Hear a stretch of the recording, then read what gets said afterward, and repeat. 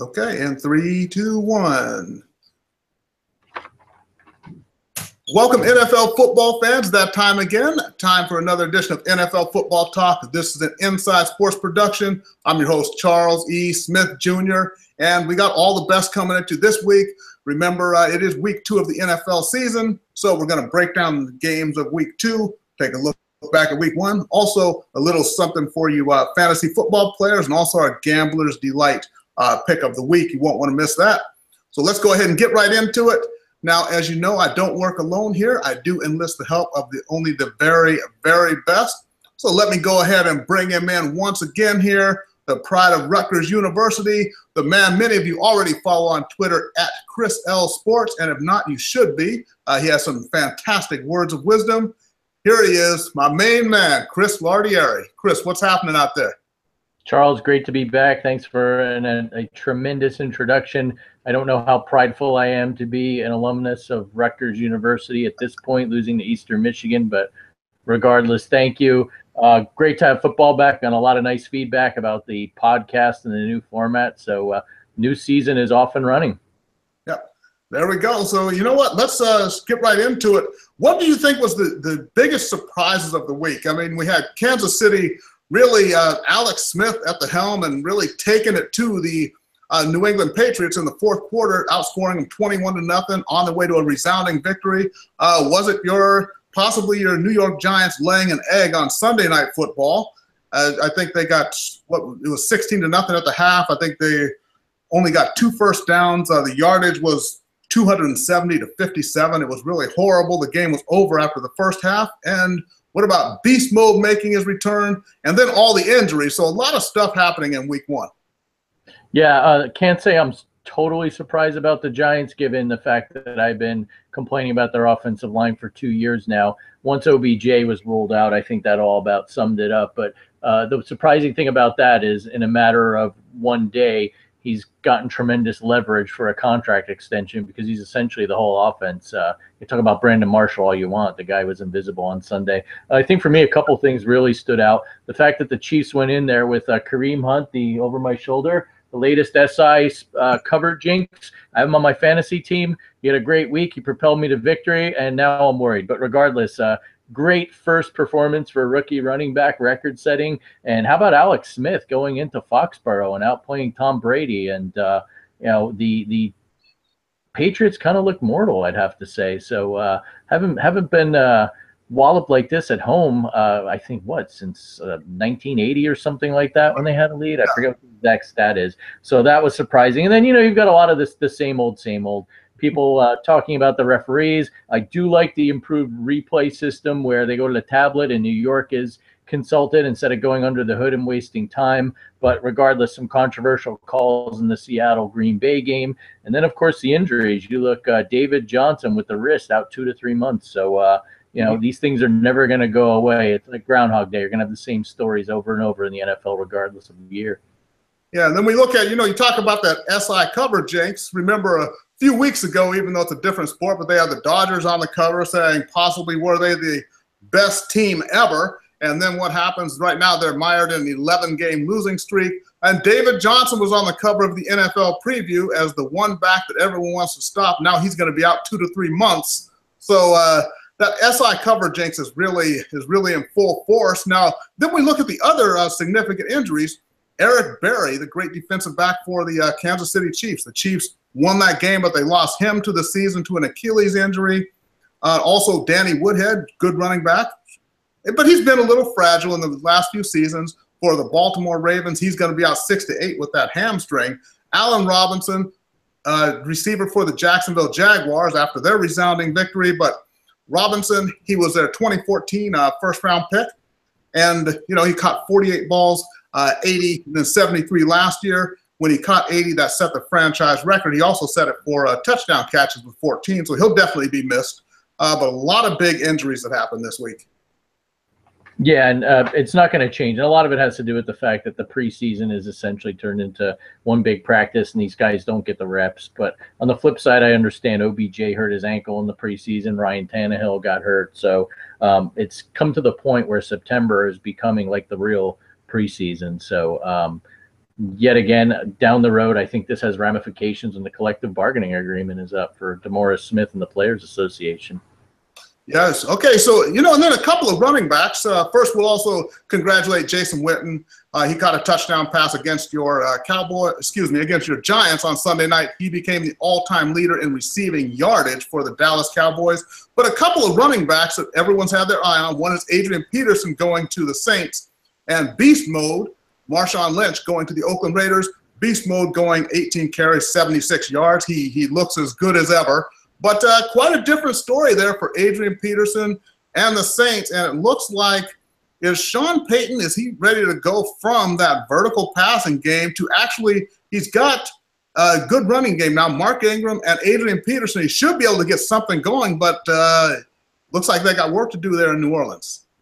Yeah, and apparently if you don't put AP in and run him up the gut, he's not very happy too. He really gave him the stink eye on the sideline and had a little exchange with him. So it'll be interesting with the Patriots coming down to the Big Easy this weekend. Do they change course, and does Breeze air it out on a Patriots D that got lit up by Alex Smith? Remains to be seen. I was very impressed with beast mode. He looked like Seattle 2013 era Marshawn Lynch, bouncing off tacklers, carrying guys, getting a lot of key first downs, eating up clocks. He looked well rested, and Jack Del Rio spelled him at times with the running back rotation, which helped. So I think he's going to add a nice dimension to the Raiders, one of the teams I picked for potential Super Bowl contenders. But yeah, I really think David Carr is happy. He's got a running back that can eat up some clock. Okay, there we go. And then a couple of teams that kind of fell flat. How about Houston? Houston is one, and Deshaun Watson, by the way, he's going to get the start this Thursday against Cincinnati. And then speaking of Cincinnati, Cincinnati getting whooped 20-0 by the Ravens. So are they in turmoil? And then Arizona, of course, lost David Johnson. So three teams looking really kind of fragile, and they look like they could be potential playoff teams this year, but not starting out well. No, definitely not. And with all three quarterback play being an issue, Carson Palmer and Andy Dalton have a lot of careless interceptions that led to points. And then even with Houston, Bill O'Brien with the early hook on Tom Savage. I mean, look, you can blame the guy all you want, but when Jacksonville is pounding you and having a ridiculous amount of sacks, there's not much you can do. I think that kind of hits on the overarching theme of week one that I've kind of observed here, is that offensive line play is crucial. And you look at the Seahawks, you look at the Giants, the Texans, all three potential playoff teams. Throw in there the Chargers, which is a team something could contend for at least a wild card. When the quarterback gets pressured and doesn't have time to throw, you're not going to win games. And I don't know if a lot of these GMs, including my favorite whipping boy, Jerry Reese of the Giants, I don't know if you never read the book or saw the movie The Blind Side, but that left tackle side is very important in the NFL. And all three of those teams, if they can't get that figured out, I think they may struggle this season. Yeah, there we go. And then a couple of things. Are they indicative of something? Now, the Rams, they beat Indianapolis 46-9 this past week. So is this a coming of age for the Rams? Are they finally going to possibly turn the corner, or are what we're seeing is the beginning of the end of the Chuck Pagano era in Indianapolis? Yeah, it was so bad that Chuck Pagano talked about the beating he took at the hands of the 49ers. I don't think he even remembered it was the Rams. He was so shell-shocked. I think it could be a little bit of both. The Colts are a really bad team. I know they changed GMs, and some people think they just got to kind of do a reset and let Andrew Luck get better and not even put him in. I mean, we're talking about he might not play for another 5 weeks. On top of that, I think the Rams, while I don't necessarily think they've turned the corner, I think it cannot get any worse than last year. Sean McVay, you could say what you want about him being young and inexperienced. The guy knows how to work with quarterbacks. Look at Kirk Cousins this past week against the Eagles. He looked lost. Look at Jared Goff this week. The guy was a deer in the headlights last season. The guy looked confident. He was accurate. He knew the scheme. I mean, he's got two excellent options now at wide receiver he didn't have last year in Watkins and Kupp. But look, bottom line is, I got to go on record. Jeff Fisher has to be one of the worst coaches ever to last longer than 10 years in the NFL, because this looks like a completely different team. I'm not going to say they're a playoff contender, but I will say it looks like they're going to be more improved than the 49ers at the very least. Maybe they get out of the cellar, or maybe.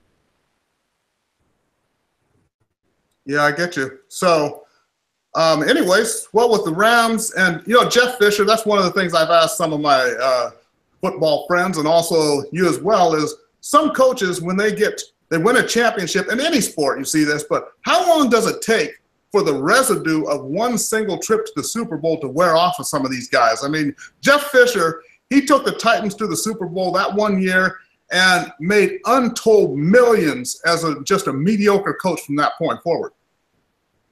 Yeah, by that logic, Jim Fossil should have lasted a lot longer in the NFL, or maybe even going back, the late, great Ray Malavasi with the Rams. So, yeah, he was really Teflon. I think his specialty was that he was good when teams relocated. He was kind of like one of these consultants they bring in when a company uproots to a new state or a new city. So at least we'll give him that. He was skilled in that and earned his contracts extensions that way. There we go. And, thinking of contract extensions, it was good kind of see. The Detroit Lions are so easy to make fun of all the time, but it was good to see Matt Stafford go out there, brand new contract. I mean, what's he making, $30 million a year now or something? And he really balled out there against Arizona, though. So congrats to Matt Stafford and the Detroit Lions and all their fans. Yeah, definitely. I know he's much maligned, but the guy plays hard. Even with a broken finger last year, he gutted it up, getting the team into the playoffs. And look, he's finally got some receivers around him. He doesn't have the greatest running game, but he makes do with what he has. And if he played on a team with a little bit better defense, even we call it Dan Marino syndrome, whatever it may be, I think people would think much higher of him. There we go. Okay, so that's last week's. Now we're going to start to look ahead to the coming games of Week 2. And before we get into picking the games of the week and then our fantasy football segment and the Gambler's Delight, Mr. Lardieri, some nuggets of wisdom for everybody out there? Yeah, two quick hits. I mean, we get I believe it's a 7:15 game, and the recurring theme is we get stuck with awful announcing pairs. Luckily this year, Beth Mowins, who's done college games, did a nice job. However, there's Rex Ryan, and Rex Ryan, who I don't even know how he has a studio analyst job, but managed to get on the call of this Broncos-Chargers game, was, to say the least, atrocious. At a brief instant, not very long, it made me long for Trent Dilfer, but then I remembered he's just a 49ers apologist anyway. Before that, Mike Golick. What's going on, ESPN? Do you not like us out here on the West Coast? We're the only ones watching the game that late. Please, we don't have to listen to that. Another candidate for mute buttons. One of my good friends told me it was so bad he switched to the news. That's really got to be bad when you'd rather be depressed than watch a football game analyzed by Rex Ryan. One more thing, going back to the Ezekiel Elliott thing and Aaron Donald holding out, looking for an extension, and OBJ. I think these have bigger overriding issues when the CBA's up in a few years, where you're not going to have these rookie deals. We got a little malfunction here. You're not going to have these rookie deals where guys are going to want these long 5-year rookie contracts. So something to keep your eye on. I know DeMaurice Smith is preparing for war and a potential lockout, but couple things to look for. Yep, there we go. Okay, so let's go ahead and get right into it here. Chris, if you can do where's your studio crew there to do that work for you? They're on break right now. Yeah, I'll do it myself. They're on break. I'm very humble, and I try and treat my employees well. Okay, so everybody, in case you're not aware, we do our Picks of the Week segment. So what happens is we take 5 of the more intriguing matchups, analyze those, we do our picks, and see how we turn out. Last week, we both went 3-2 on those picks, and then we do our Gambler's Delight special. I'll explain that as it comes up. Then we got a little bit of fantasy football, and then we're out, and everybody can look forward to the upcoming week. So, Mr. Lardieri, how about you go ahead and break down that first game in our Picks of the Week segment? Yeah, so we have 2 surprising 1-0 teams. The Philadelphia Eagles, off a impressive victory on both sides of the ball against the Redskins, head into Arrowhead against the vaunted Kansas City Chief Dragon Slayers. Andy Reid facing off against his old team. Carson Wentz, second year, looks like he's really turned a corner. The Chiefs are favored. Charles, what do you think about this game? Well, yeah, they're favored by 4.5. So, you know what? I like the way that Philadelphia is rolling right now. And I think Carson Wentz, he really had to kind of win a dogfight against the Redskins. Granted, it is the Redskins, and we know they're going to give you some chances. But I think Eric Berry being out of the secondary there in Kansas City may tilt a little bit towards Philadelphia, but then you got to look at Kareem Hunt. Will he be able to do the same thing he did last week? So this is a good matchup. It's going to be a fun game, and I'm really leaning toward Philadelphia, but I'm going to say because of the momentum of last week and also that incredible home field advantage that the Chiefs have, I'm going to go ahead here and lean with the Chiefs by the narrowest of margins. I'm going to agree with you. At the end of the day, I'll take Andy Reid over Doug Peterson, his one-time understudy, and I think that the Eagles definitely benefited by a number of turnovers in Washington last week. I don't think Alex Smith is going to turn the ball over like Kirk Cousins did. If you try and key on Tyreek Hill, there's Kareem Hunt to run the ball down your throat. There's Travis Kelce over the middle. I think they've just got too many options and weapons. I think it will be a good game, but I'm going Kansas City as well.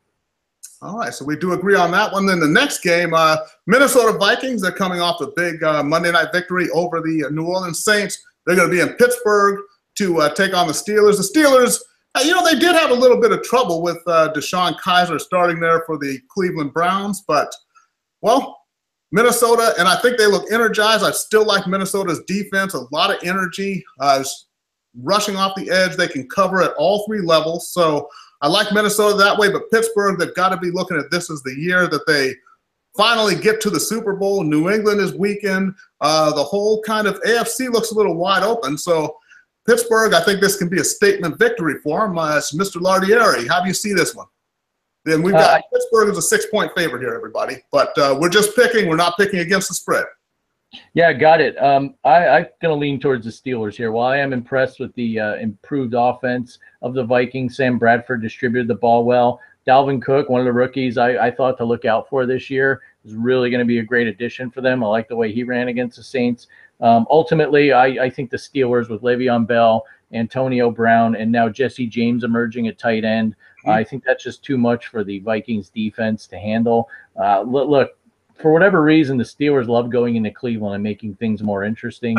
You can call it a look-ahead game or whatever they term it in college, but I do think that coming home, they're going to be focused. I do think the Vikings should not be taken lightly. Like you said, they've got a stout defense, but I think the Steelers edge out another victory. Yeah, I like Pittsburgh as well, and playing at home, and even though they've got Stephon Tuitt, good edge rusher for them, he's not going to be playing. He's week to week with that biceps injury. So that'll give us, maybe a little bit more difficult for them, and also they're still a little imperfect too, but still rounding into form. But I like Pittsburgh as well, and so we agree on that one. Why don't you go ahead and break down the next game for us, which is Dallas Cowboys at Denver. Dallas Cowboys are a 2-point favorite. Yeah, the both teams 1-0 coming off impressive primetime victories. Dallas comes in with Ezekiel Elliott, now the lawyer's favorite NFL player, as he likes taking everything to court.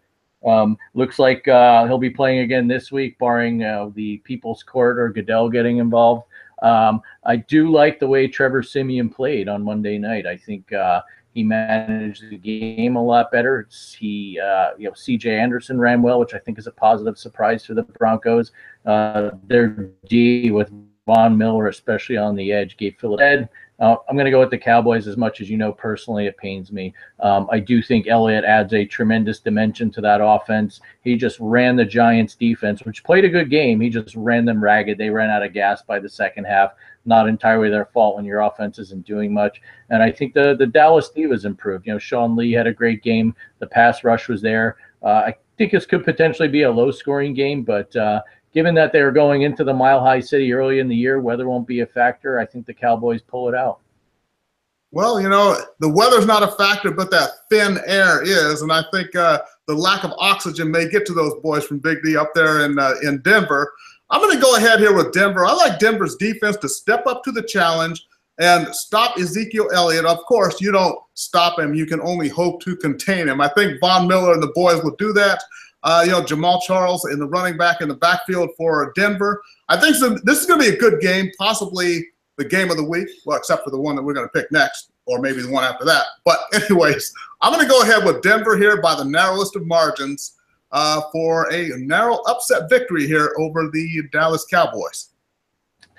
Charles, I love when we disagree. This is one case where if you are right, I'm not going to cry. I mean, a Dallas loss, I can, frankly, I can handle it.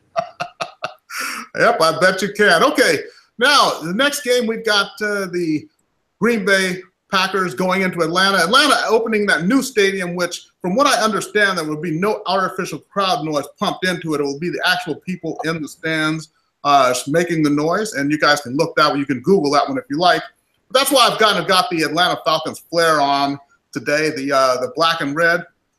So Green Bay coming off the big victory last week. Atlanta took them a little bit to get going before they took down Chicago, but Atlanta, Green Bay, Aaron Rodgers, the best quarterback in the league, versus Matt Ryan, who was the best quarterback last season. How do you see this one? Yeah, I know this is a repeat of last year's NFC Championship. What I'm predicting and hope is one-sided. I do think it'll be, for whatever reason, the Packers going down there into the Dome, and I know it's a new one, the Mercedes-Benz Stadium. They just think they have trouble down there on that fast turf. I really like the way the Packers D played last week against the Seahawks. Mm-hmm. I do think a component of that is their weak offensive line and the fact that rookie running back Russell Wilson didn't have a lot of time to throw. The Falcons are going to be different. They have so many weapons between Jones and Devonta Freeman and Ryan distributing the ball to even the Mohamed Sanu got in the action against Chicago. Yeah. And I think the Falcons are going to be pumped. Like I said in our preseason shows, props to Arthur Blank for keeping food and concession prices down. You get a point for good karma, and I'm picking the Dirty Birds, the Atlanta Falcons, over the Packers. Yeah, you know what? I got to agree with you here. And this is the Sunday night game, and I think it should be a doozy because I think they do have a little bit too much, a little bit faster race car, if you will. This is going to be a shootout, though, because you know Aaron Rodgers, he loves to go up and down the field if he possibly can. So it's going to be a fun game to watch. Even if you're a casual football fan, you'll like this one. But I think in the end, I think they'll probably win by, it doesn't matter, but I'm looking at them to win by a touchdown or so. But I'm going with the Falcons as well. It's good to have you agree with me again, Charles. Okay. And why don't you break down the last game for us, which is the Monday night matchup, the Detroit Lions with the big contract quarterback, Matt Stafford, in New York to face your Giants.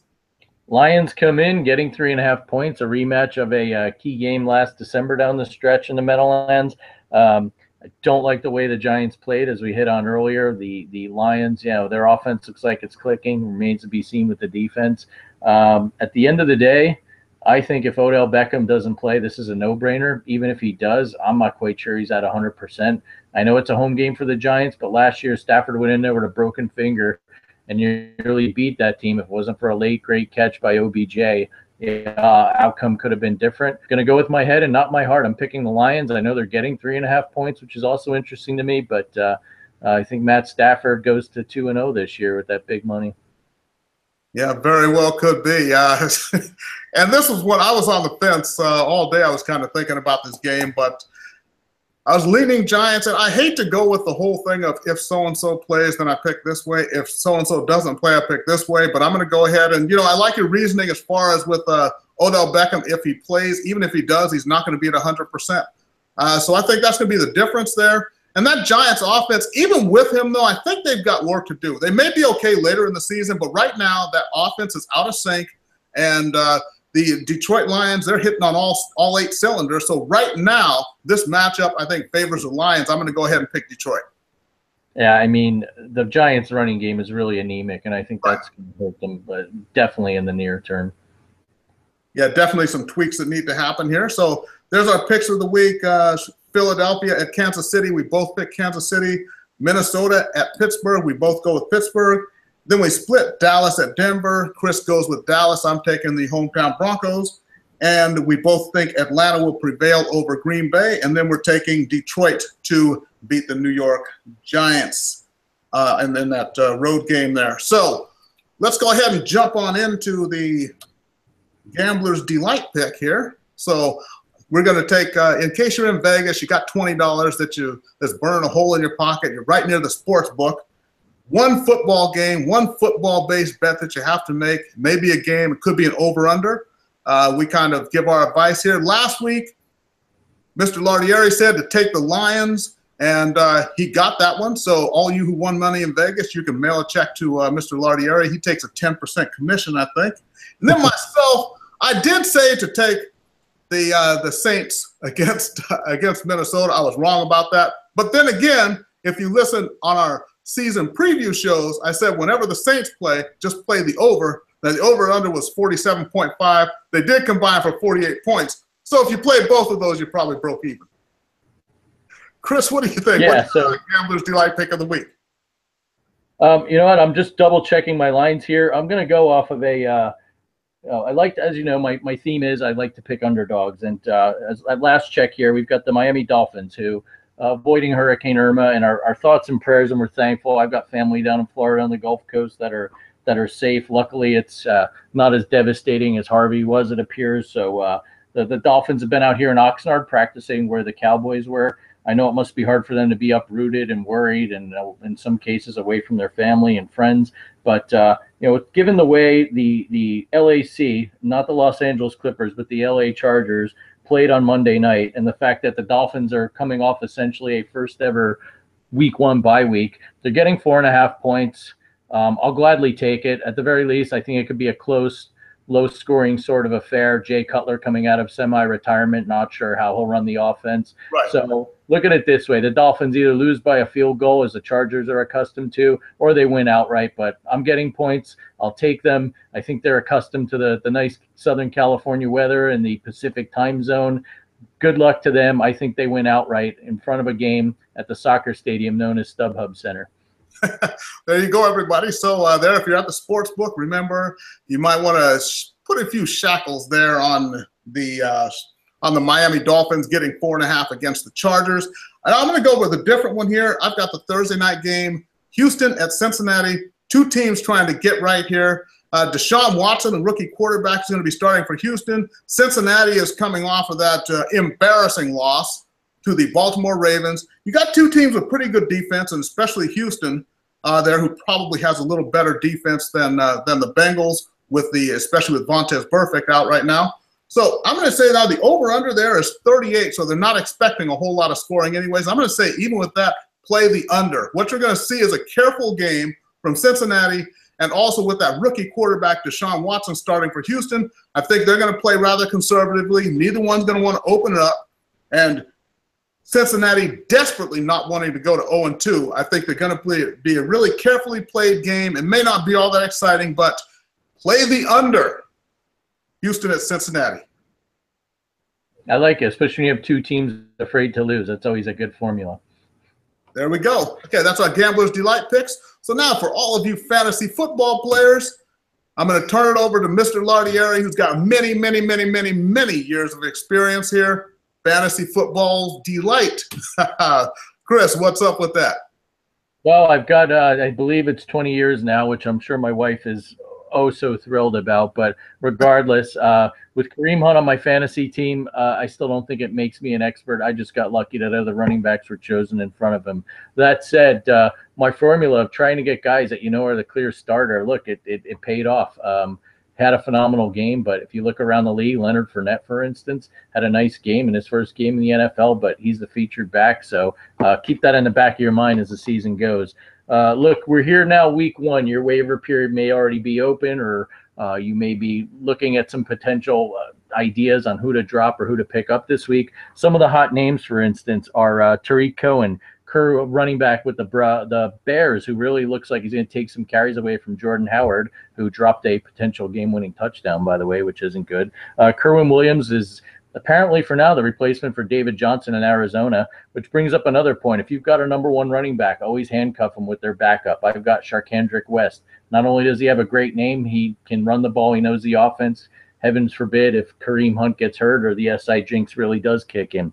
Another name to look at is Kenny Golladay, receiver for the Lions, had a big week. Cooper Kupp, the man everyone loves here in LA, the great new, I don't know, what kind of receiver would you say is like a Julian Edelman hybrid? I'm not quite sure.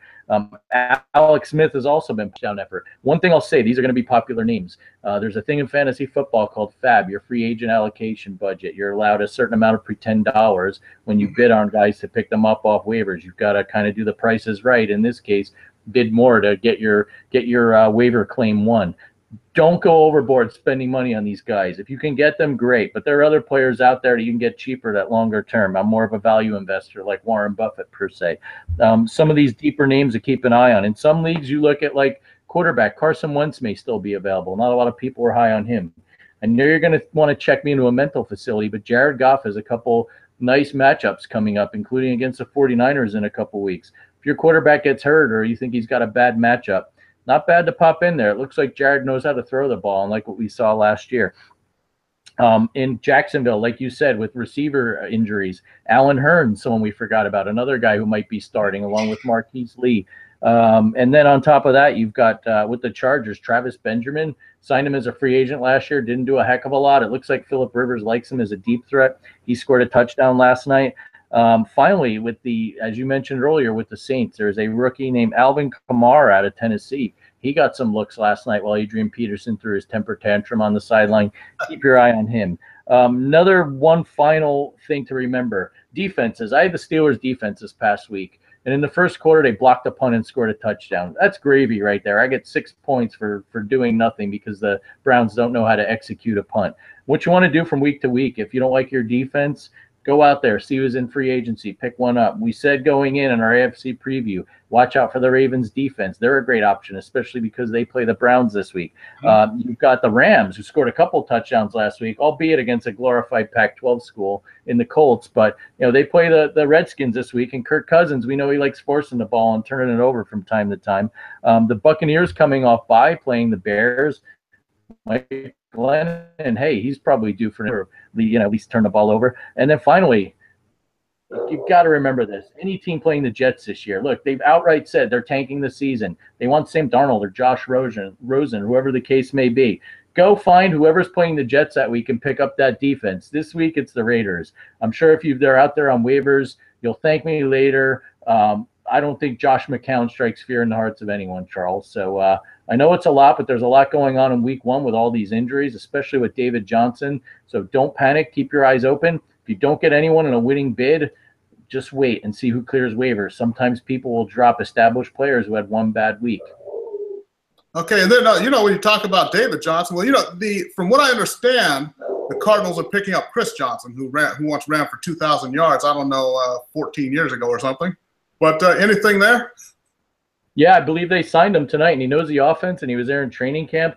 Don't know if he's got a heck of a lot of gas in the tank. If anything, I think that diminishes the value of Williams and Andre Ellington, who seems to have 9 lives and is always on that team in some capacity. So, again, the fantasy football player's worst nightmare, the running back by committee, where 3 guys are getting carries. But that's an excellent example of someone that you can go and pick up without having to spend $1. It might sneak through waivers.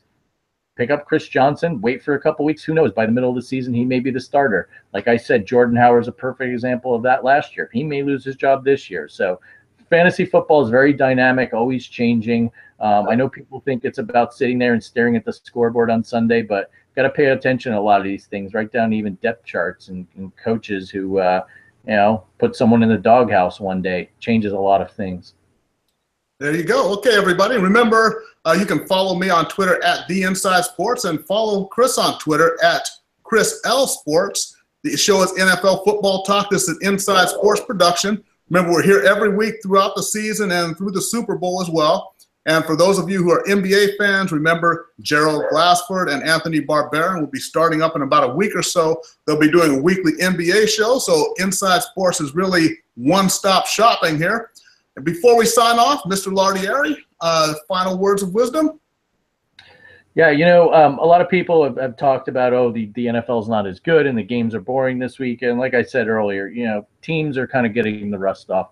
Me personally, I'm glad it's back. There are a lot of reasons to watch, whether you're a fantasy football player like me, a gambler, or just a fan. I mean, look, let's enjoy it. It's still the most popular game in this country. My son went to a Dodger game recently with my in-laws and his cousins and his uncles.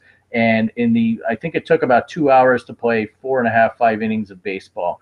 where else are you going to get entertainment? That, you know, some of these games have even been under 3 hours this year, like the Broncos Chargers games. I mean, it's exciting, gives you a chance to go to the bathroom when there is a commercial, and look on the bright side. You don't have to listen to replay analysts like Mike Pereira and Dean Blandino babble on for 5 minutes at a time. It looks like the NFL's got that under control, but like I said, people like to kick the winner when they're down.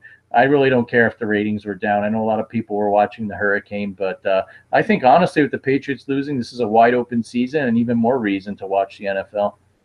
Yep, fantastic. So there it is, everybody. So remember, NFL Football Talk every week.